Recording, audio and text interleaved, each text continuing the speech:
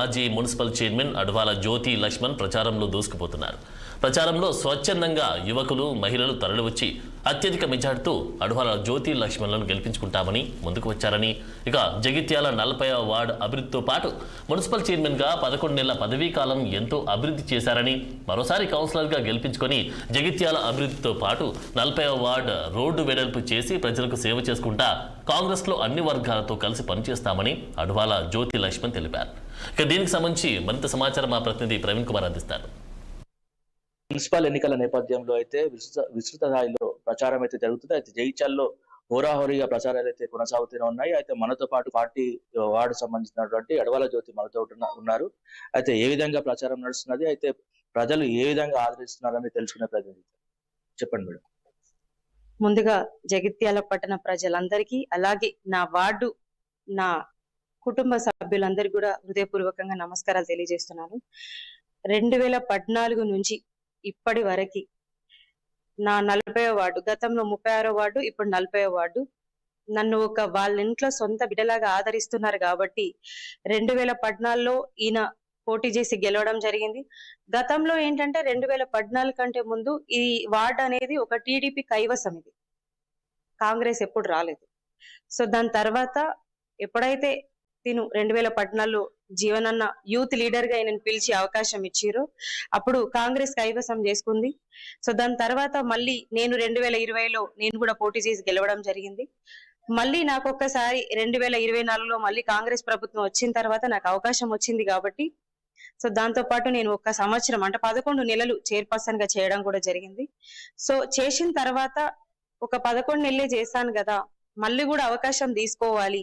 ఒక 5 సంవత్సరాలు చేస్తే ప్రజలకు ఏం సమస్యలు ఉన్నాయో మాకు కొద్ది స్థాయిలో తెలిసింది కాబట్టి మళ్ళొక్కసారి ఆ ప్రయత్నం చేసి అంత స్థాయికి వెళ్ళకపోయినా అందులోంచి కొన్ని సమస్యలను తీర్చే స్థాయికి వెళ్ళాలి, ఆ ప్రజల సమస్యలు అర్థం చేసుకోవాలనే ఆ ఆతృతతోటి మళ్ళీ ఒకసారి కౌన్సిలర్ గా పోటీ చేసి చైర్మన్ అవకాశం కోసం ఎదురు చూస్తున్నాను. అలాగే వార్డు నుంచి మనం చూసుకుంటే గతంలో ఎలాగైతే నాకు ఆశీర్వదించిరో మా వార్డు ప్రజలందరూ ఒకటే చెప్తారు. ఎందుకంటే నేను ఎప్పుడు వాళ్ళు ప్రజల్లాగా చూసుకోలేదు, నా కుటుంబ సభ్యుల్లాగా నేను చూసుకున్నాను, వాళ్ళు నన్ను అలాగే చూసుకున్నారు. ఎందుకంటే ఈయన ఇక్కడ పుట్టి పెరిగి ఇక్కడి నుంచే ఉన్నారు కాబట్టి ఈయనంటే మొత్తం వార్డులో ఉన్న ప్రతి ఒక్క కుటుంబానికి ఈయనంటే చాలా అభిమానం మా వారంటే. సో అందుకని చెప్పేసి ప్రతి ఒక్కరు కూడా ఏ ఇంటికి వెళ్ళినా కూడా, అబ్బా నువ్వు ఎందుకు వస్తున్నావమ్మా, మళ్ళీ మేము అందరం ఉన్నాం కదా, నువ్వు మళ్ళీ రావాల్సిన పని లేదు, నువ్వు ఇంటికాడ మంచిగా ఉండు అని చెప్పినా కూడా నేనేమన్నానంటే నాకు అందరూ వస్తున్నారు, నేను రాకపోతే బాగోదు, మీ అందరి మీద ప్రేమ, మీ అందరికి నా మీద ఎంత ప్రేమ ఉన్నా గానీ ఖచ్చితంగా నా వాళ్ళు అనే నమ్మకంతో నేను మీ అందరికి వస్తున్నా, అదే ధైర్యంతో వెళ్తున్నా అని చెప్పేసి చెప్పడం జరిగింది.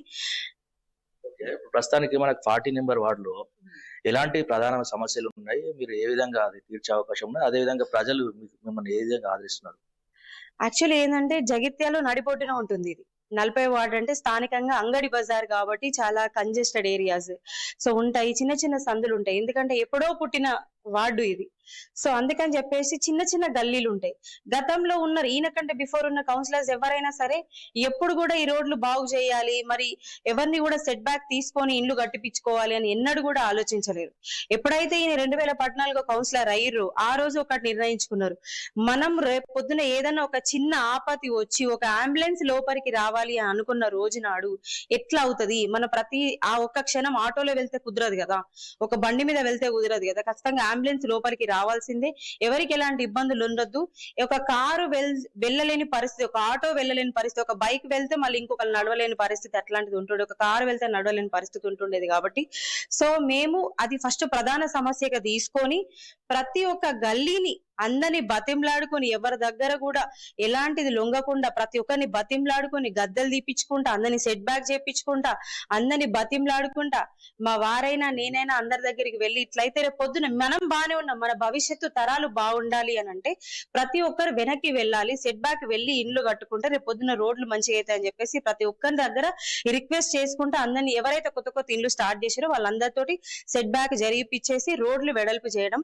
మీరు ఒక్కసారి వార్డు ఎప్పుడైనా వెళ్తే మీరే చూడొచ్చు, రోడ్లు మంచి ఎంత నీట్ గా అయిపోయినాయి అంటే ఎంత వెడల్పైన. ఇప్పుడు ఒక కారు అండ్ ఒక బైక్ అండ్ ఇంకొకరు నడవచ్చు ఈజీగా. అండ్ అట్లాగే లారీ రాలేని పరిస్థితి ఎప్పటికి జీవితంలో అది ఊహించలేనిది లారీ కూడా రావడం జరుగుతుంది కాబట్టి సో అదైతే మాకున్న సమస్యలు ఖచ్చితంగా తీర్చినాం.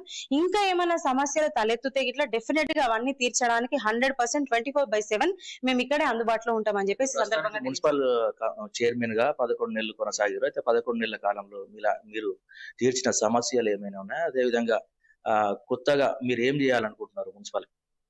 మనకిప్పుడు మున్సిపల్ సమస్యలు అంటే మెయిన్ గా ఏముంటుందండి, శానిటేషన్ ఉంటుంది, వాటర్ సమస్యలు ఉంటాయి. శానిటేషన్ పరంగానైతే ఏ రోజు ఏ వెహికల్ రిపేర్ రాకుండా అన్ని విధాలుగా అన్ని చూసుకోవడం. ఎప్పుడైనా రిపేర్ వచ్చినా కూడా తొందరగా అక్కడుండి దగ్గరుండి అన్ని ఫటాఫట్గా అన్ని అందించేసి ఈ ఏదైతే దానికి సంబంధించిన వస్తువులు ఉన్నాయో అవన్నీ అందించేసి తొందరగా చెయ్యాలి. చేస్తేనే మనకి శానిటేషన్ వెహికల్స్ ప్రతి ఒక్క వార్డ్స్ కి, అంతకుముందు ఎవరైతే గతంలో ఉన్నారో వాళ్ళ వల్ల ఒక్కొక్క వెహికల్ ఒక్కొక్క వార్డ్స్ కి ఆల్మోస్ట్ 2-3 years వెహికల్ ఆగిన రోజులు ఉన్నాయి. సో అందుకని చెప్పేసి అలాంటి సమస్యలు తలెత్తారు. ఇక్కడ నేను కౌన్సిలర్ గా ఉన్నప్పుడు నేను చూసింది అది. నా వార్డుకి వెహికల్ ఒక 6 నెలలు రాకపోతే ఆ సమస్య నాకు ఏర్పడుతుంది కాబట్టి నేను ఎప్పుడైతే అక్కడుండి చూసిన సమస్యలు ఇక్కడ ఉన్నప్పుడు నాకు అది అర్థమైంది ఆ సమస్య ఏంటిది అనేది, అది ఎట్లా తీర్చాలి అనేది. సో దాని ప్రకారం వెహికల్స్ ఏవి రిపేర్ రాకుండా చేసాం. నేను వచ్చిన తర్వాత చాలా వెహికల్స్ ఆర్డర్ పెట్టడం జరిగింది, వచ్చినాయి. అన్ని వార్డ్స్ లో ఏదైతే వార్డ్స్ లలో వెహికల్స్ లేవో అన్ని వార్డ్స్ కి అందించడం జరిగింది. పాత వెహికల్స్ ఏమైనా ఉంటాయి పక్కకు స్క్రాప్ లో వేయడం జరిగింది, కొత్త వెహికల్స్ అందించడం. అందరూ హ్యాపీగా ఉన్నారు. మీరు కూడా ఎవరైతే 48 వార్డు కౌన్సిలర్స్ అందరూ ఉన్నారో అందరినీ మీరు అడిగి తెలుసుకుంటే మీకు కూడా ఆ పాలన ఎలా ఉంది, ప్రజలు ఎలా ఉన్నారు అనేది 100% అర్థమైపోతుంది. సో వాటర్ సమస్యలు కూడా ఆల్మోస్ట్ తీర్చడం జరిగింది. ఎవరికి అలాంటి సమస్యలు లేకుండా చూసుకున్నాం. అయితే ప్రస్తుతానికి మనతో పాటు సీనియర్ కార్యకర్త అడ్వాల లక్ష్మణ్ మనతో ఉన్నారు. అయితే 2 వర్గాలుగా అయితే ఇక్కడ చీలిపోవడం అయితే జరిగింది. అయితే 2 వర్గాల్లో ఏ వర్గం సపోర్ట్ చేస్తుందని తెలుసుకుందాం. చెప్పండి. ఇప్పుడు జగిత్యాల కాంగ్రెస్ పార్టీలో 2 వర్గాలుగా చీలిపోవడం జరిగింది. అందులో ఏదేమైనా మేము పార్టీకి కట్టుబడి ఉంటామని చెప్తున్నాం. వర్గాలు ఏవైనా కుటుంబం మాత్రం ఒకటే. మేమంతా కాంగ్రెస్ పార్టీ, మేము కాంగ్రెస్ పార్టీకి కట్టుబడి ఉంటామని చెప్తున్నాం. ప్రస్తుతానికి మీరు చూస్తున్నారు, ఇప్పుడు జగిత్యాలలో అయితే గందరగోళ పరిస్థితి నెలకొన్నది. అయితే ఇప్పుడు చైర్మన్ గా ఒకవేళ అయితే మొదట మీరు ఏ కార్యక్రమం చేయాలనుకుంటున్నారు? నేను ఒకవేళ చైర్పర్సన్ మళ్ళీ ఆ భగవంతుడి దయతోట నాకు అలాంటి అవకాశం వస్తే, మనందరికీ ఒక పెద్ద సమస్య ఏంటంటే యావర్ రోడ్. అది జీవనన్న దృష్టికి గానీ ఎమ్మెల్యే గారి దృష్టికి గానీ ఎప్పుడో తీసుకెళ్లడం మేము అందులో ఇంప్లిమేషన్ కూడా చేయడం జరిగింది కాబట్టి సో దాంట్లో మేము ఎజెండాలో ఇంప్లిమేషన్ చేసాము. 2 సార్లు తీర్మానం జరిగింది. అది మనందరికీ తెలుసు. యావర్ రోడ్ ఇది పెద్ద సమస్య కాబట్టి మొన్న చొప్పదండి మీటింగ్ లో కూడా ముఖ్యమంత్రి గారు ఎస్పెషల్లీ మన జగిత్యాల యావర్ రోడ్డు చేసి తీరుతానని చెప్పేసి మాట ఇవ్వడం జరిగింది కాబట్టి ముఖ్యమంత్రి గారికి హృదయపూర్వకంగా జగిత్యాల పట్టణ ప్రజల తరఫు నుంచి ప్రతి ఒక్కరి తరఫు నుంచి ముఖ్యమంత్రి గారికి హృదయపూర్వకంగా ధన్యవాదాలు తెలియజేస్తున్నాను. ఆ తీర్మానంలో యావర్ రోడ్ సమస్య ప్రతి ఒక్కరి సమస్య. ఎందుకనంటే మనకి సిరిసిల్ల సిద్దిపేట ఎక్కడైనా డెవలప్ అయింది, మనది ఒక డెవలప్ కాలేకపోయింది కాబట్టి సో ఇప్పుడు రానున్న రోజుల్లో ఎవరైనా సరే డెఫినెట్ గా యావర్ రోడ్ మీద దృష్టి పెట్టి ఫస్ట్ దాని సమస్య తీర్చాలని చెప్పేసి సందర్భంగా నేను వాళ్ళని కోరుకుంటున్నాను. ప్రస్తుతానికి 40 నెంబర్ వార్డుకు సంబంధించినటువంటి అన్ని సమస్యలు అయితే తీర్చడం అయితే జరిగింది. గతంలో కూడా రోడ్డు వెడల్పు కూడా చేయడం జరిగింది అని చెప్పేసి అయితే తెలుపుతున్నారు. అదేవిధంగా గత 11 నెలలుగా అయితే చైర్మన్ గా ఉన్న సమయంలో ప్రజలకు సంబంధించిన ఇలాంటి సమస్యలు లేకుండా అయితే ఇటు చెత్తకు సంబంధించిన ట్రాక్టర్లు కానీ తర్వాత అభివృద్ధి కార్యక్రమాలు కానీ నిర్వహించారని, అదేవిధంగా మరోసారి అవకాశం కల్పిస్తే ప్రజలకు ఖచ్చితంగా అభివృద్ధి చేసి తీరుతామని చెప్పేసి మున్సిపల్ అభివృద్ధి చేస్తామని చెప్పేసి అయితే అడవాల జ్యోతి చెప్తున్నారు. సంతోష్తో ప్రవీణ్ కుమార్, 6 టీవీ, జగిత్యాల.